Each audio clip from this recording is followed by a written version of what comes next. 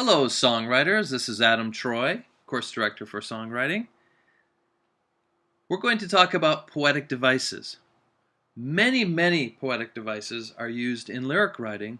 However, there are some particular ones that are the most common, which we're going to talk about in this short little lecture. So poetic devices do a lot for our lyrics. They make them very interesting, a little bit more clever, and also, which is extremely important, easy for our audience to understand. In your first week of songwriting, you are going to be pulling out 3 poetic devices from each of the lyrics in your Project 1. So in Project 1 you have an original lyric that you're using as a template, and then you have your own lyrics in this. I want you to pull out 3 devices, take a look at the lyrics, and find 3 different poetic devices from each of the lyric and write them down. You will also see how to do this from the actual virtual class lecture. So, what are some of the most common ones used in lyric writing? The ones that help make our lyrics more interesting or easier for us, singer maybe, but most importantly, our audience to understand. One of the first things that you have to decide when writing lyrics is what point of view you're going to use in your lyric. This is extremely important, and this is a poetic device as well. So point of view, deciding which voice to write from. You can find this on page 36 of our book. What is point of view? It's the voice or person, and it refers to whether the singer is speaking about him or herself, directly to another person, individual, or about someone or something else, like from the outside. First person tells us about yourself from your own point of view. I. You hear a lot of I's. Second person tells about the person you are talking to. You. I like to use the example of 2 people sitting at a table, and one person's talking about themselves the whole time, and maybe the other person is talking to the other person. You did this. I do this. That sort of thing. And the third person is probably the person, the table next to them, explaining about this whole conversation going on. There's these 2 people at this table, and one's talking about himself and the other one's talking to the person all the time. So a little bit more from the outside. I always like to point out a big lyrical mistake that happens, especially for first-time lyric writers, and that is shifting point of view. This is something that can really confuse our listeners, the story as well, and even our singer. Lyric shifts point of view. I, we, you, they, he, she. Who are you talking about? Who did they to? What's going on here? You're switching point of view. It gets very confusing. So, there are 3 states of person, right? First person, second person, third person. First person is always I, me, my, the singer who is the one that's talking. Second person is always you or your. The singer is talking to the listener and telling them what they did or are doing. In second person, I is never used. I is never used. It is always you. Every time I'm doing this, I'm pointing my finger. You at somebody. I at myself. Second person, the singer never refers to his or herself or anyone else as he, she, etc. Okay? They are only speaking to the person who represents you. This is the least used form. Second person is not used that often. It comes across very preachy and finger pointing a lot of times. And I'm going to talk about that at the end of this short little lecture as well, and how to fix or deal with that sort of problem. Third person is he, his, she, her, they, them, their. The singer is telling a story from an outside perspective, and they aren't part of the story. They don't refer to I or you, so they don't refer to the first or second person. Okay? Incorrect use of this has the singer telling the story from the third person, referring to a he, she, or they, then suddenly shifts to first person, I, and then shifts back to third person. Another big mistake is shifting person between sections. If you are saying she in the verse, you shouldn't suddenly start saying you in the chorus. In something as short as a song, you are best to tell the story in a single choice of person. If you start in first person, stay there. You will find the majority of songs written out there are in first person. There aren't too many in second person, and rarely does it ever change point of view. We will see point of view change every so often in certain kinds of songs where maybe the first verse is first person and the the chorus is maybe third person. So we might have first person or second person in a verse, and then the third person, just a different person altogether in verse or chorus in the different song sections. Sometimes that can work, and sometimes that can work successfully, but a lot of times it depends on what type of song you're writing. You might see this a lot in theater productions or Broadway productions because there's a lot of different characters going on, and there actually might be a choir part that picks up in the chorus. So let me point out some very popular semantic poetic devices. The first two I'm going to talk about are comparisons. A lot of these devices you've had back in high school, college, you've had these in elementary school even. Simile. It's a comparison between two objects using a specific word or comparison, such as like, as, or then. So if you see like, as, or then in a comparison, you know that it's a simile. Love me like a song, like a Rolling Stone. We don't even necessarily have to have something before the like. You may even find sometimes lyrics where it's definitely a simile, but they dropped that word, that specific word, to join that comparison. But still in our minds we put that in there. Like a rock. I was strong as I could be, like a rock. So like is usually what we see a lot. A metaphor is a comparison between two objects with the intent of giving clearer meaning to one of them. Blondie's Heart of Glass. Heart of glass. It helps us understand what's going on, or the fragile heart, so much better, and it's a lot more interesting. So these two comparisons are very, very popular and used a lot in songwriting. So let's compare these two briefly. I had butterflies in my stomach is a metaphor referring to my nervousness, feeling as if there were insects in my stomach. To say it was like having butterflies in my stomach, that would be a simile. And why? Because it uses the word like, which is missing in the metaphor. Comparisons are used a lot in songwriting because it really does help explain things or give clearer meaning to our audience members without explaining. Hyperbole is very popular in lyric writing. It's an exaggeration of something for a dramatic effect. This exaggeration or overstatement is a figure of speech that lends itself well to songwriting.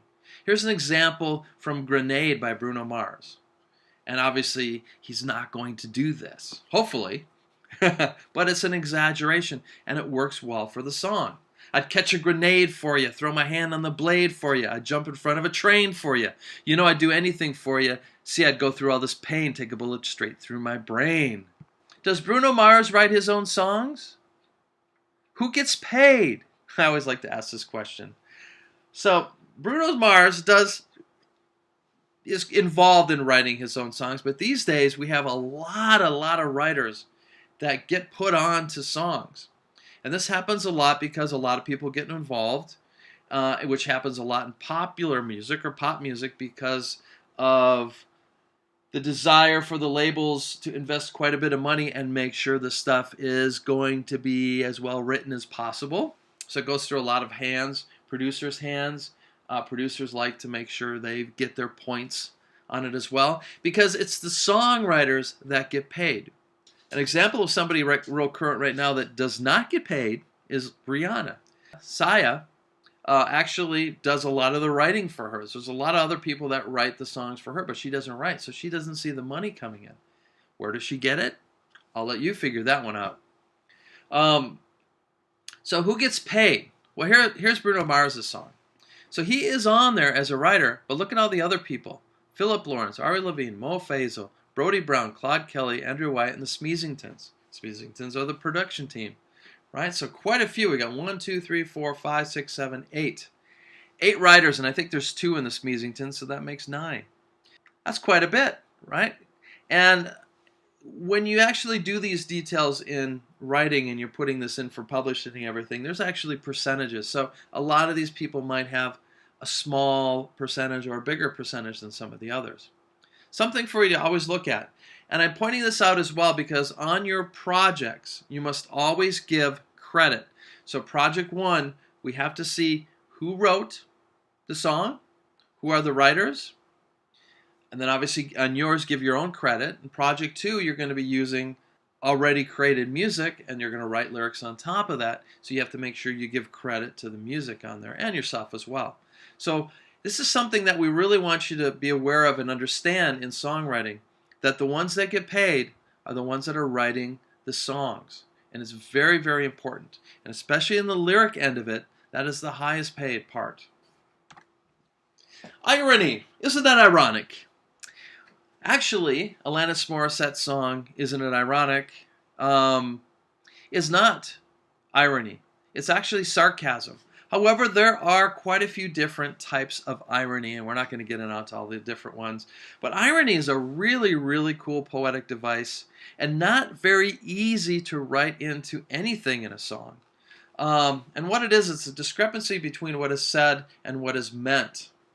In theater, irony is used a lot, that the audience sees the irony in what's going on stage, but the actual characters don't know something. That's dramatic irony. But it's not the easiest thing to write in, but when it does happen, it's kind of fun. It happened to me once. Here's an example of a line. There is a lighthouse keeper that keeps us all away. Well, isn't that kind of ironic, don't you think?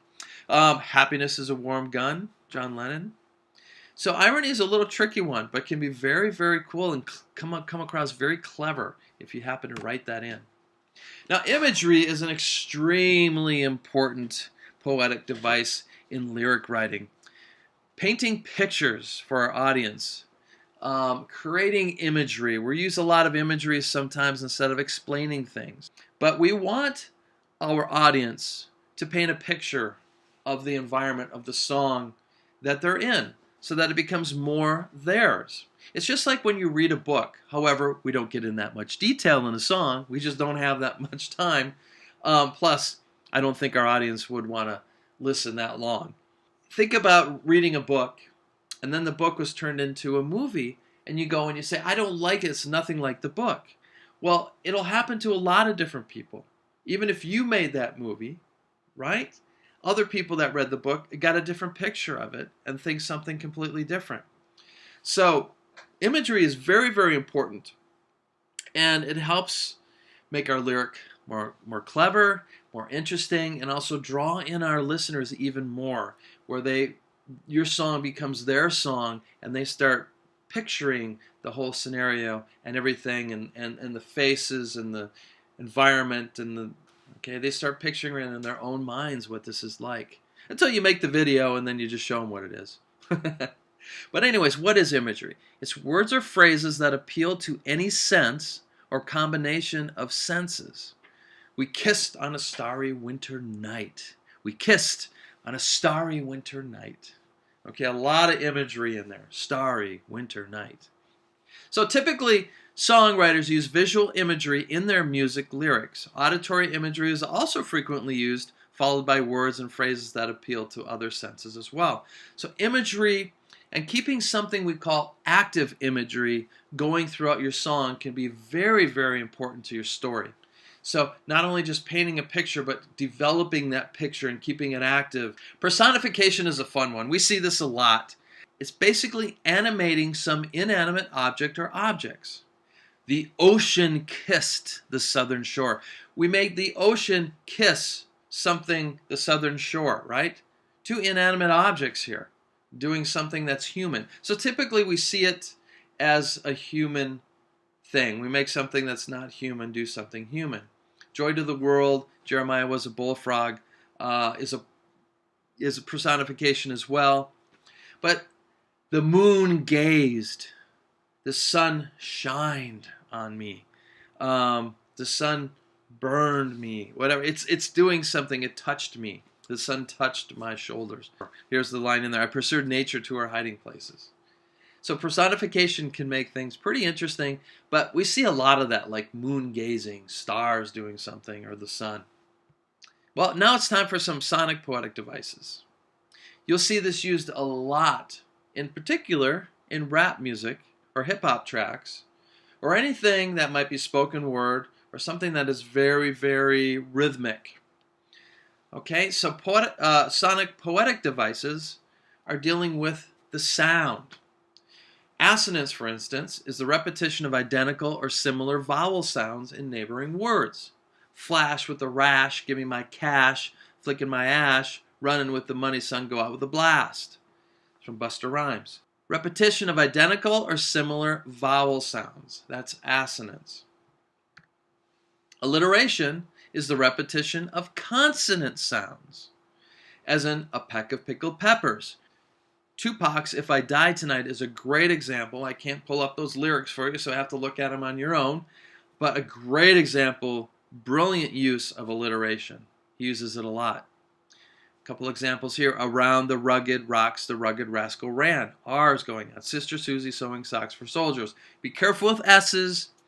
As an engineer, S's can cause a lot of problems and a lot of problems for singers. You have to de-S a lot of things. Tears for Fears song, Closest Thing to Heaven. F is used a lot. Flash floods and February all begin with the letter F. So alliteration is consonant. Assonance is vowel. Assonance, vowel sounds. Alliteration, consonant sounds.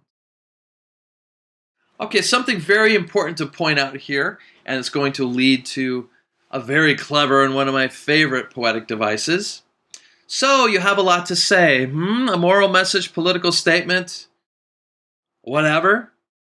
It's like you're going to point fingers at people. Well, avoid preaching. Take a look in your book at page 57. It's a very important thing to do. People don't like to be preached to, and especially in songs and in lyrics. So if you have something that you really feel that you need to say, or you want to change the world and just blast out a lot of facts and things and whatnot, there is an effective way to do that without coming across being preachy. So you can get your point or moral across more effectively by letting your song evoke feelings and draw them into the scenes so they can emphasize with your point of view and feel it as well. Think of movie scenes in movies that really hit your heartstrings. A song that I'd heard twice today, once on the radio and I walked into Walgreens of all places, was The Cat's in the Cradle. Talk about a song that hits your heartstrings, especially as a father or a parent, as your kids are growing up. So what you do is you need people to emphasize with you, to sympathize, to understand and relate to the situation by just preaching at them and saying, you need to do this and you need to wear these shoes and you have to dress this way and you have to do that. It just doesn't fly. But if you paint pictures of why these things or what bad things happen from wearing those types of shoes, people might be able to understand better. So no one likes to be told what to do or how to feel. Plus, it's an arrogant, a terrible arrogant stance for a singer to imply. And you putting them in that position that he or she knows all the answers. You can't do that, okay?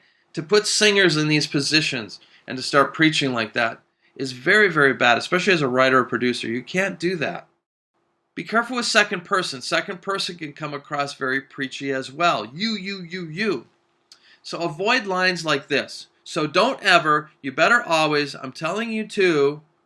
Now for a little inspiration for this wonderful poetic device I'm going to mention here in a second, take a look at Reba McEntire's hit, She Thinks His Name Was John, written by Sandy Knox and Steve Rosen. This is an example of allegory at its best. She thinks his name was John. Okay, from a one-night stand, this woman got AIDS.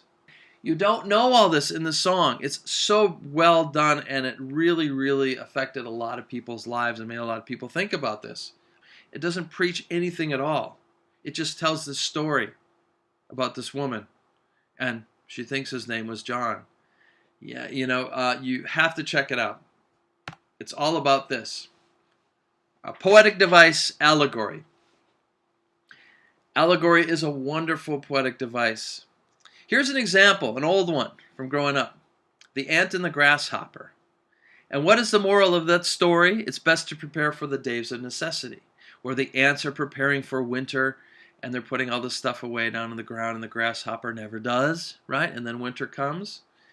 So there is a moral to that, but it's all done in a story that people can relate to. So allegory is a device in which characters or events represent or symbolize ideas and concepts. And it's also called an extended metaphor. Allegory can illustrate complex ideas and concepts in a digestible, concrete way. In allegory, a message is communicated by means of symbolic figures, symbolism, actions or symbolic representation, symbolism. Allegory is a demonstrative form of representation conveying meaning other than the words that are spoken. Here's a couple examples. I Used to Love Her by rapper Common is a song allegory. The song seems like it's about a woman, but it's actually about hip-hop and the direction hip-hop music was taking in the late 80s into the early 90s. So he was able to say how he felt about the direction, which he didn't like the direction, and put it into a whole different story using allegory. So people could relate to it a little bit easier and while still hearing a message at the same time. Here's another really cool example. This is from a 90s song, Your Woman by White Town. Yodi Mishra, who wrote it, has stated that the lyrics could stem from or be related to multiple situations. He said, "When I wrote it, I was trying to write a pop song that had more than one perspective." Interesting. Although it's written in the first person, the character behind the viewpoint isn't necessarily what the casual listener would expect. The lyrics could mean being a member of an orthodox Trotsky Marxist movement, being a straight guy in love with a lesbian, being a gay guy in love with a straight man, being a straight girl in love with a lying, two-timing, fake Marxist. The hypocrisy that results when love and lust get mixed up with highbrow ideas. Many listeners just likened the song to a breakup letter where the man reading the breakup letter imitates the woman. Just think about how many songs you've heard and you didn't quite understand the lyrics or what was going on, and you really wanted to know what the meaning was. And then you look for the artist's videos hoping to find something, and you find the lyrics and you just start searching for that information. What is this all about? I don't quite get it. So it's a great way to actually draw in and build an audience with your songs as well. So there are many poetic devices and many more used in lyric writing. There are devices like repetition, rhythm, meter, and even breaking up lines, shortening to slow down our singer. That's something we'll talk about this month. Figure of speech is something that is a poetic device and comes up, but should not be confused with the poetic devices, the most common ones, or the most popular ones out there, the ones we hear about, even though it happens to be one. Figure of speech is basically a simple conversation or statement, and it does not have to have a device attached to it. I went to the store. Okay, what is that? That's a metaphor? No. Is it some crazy poetic device? No. However, it is first person, but it's just a statement. I went to the store. Doesn't mean that it has to be any kind of a special poetic device.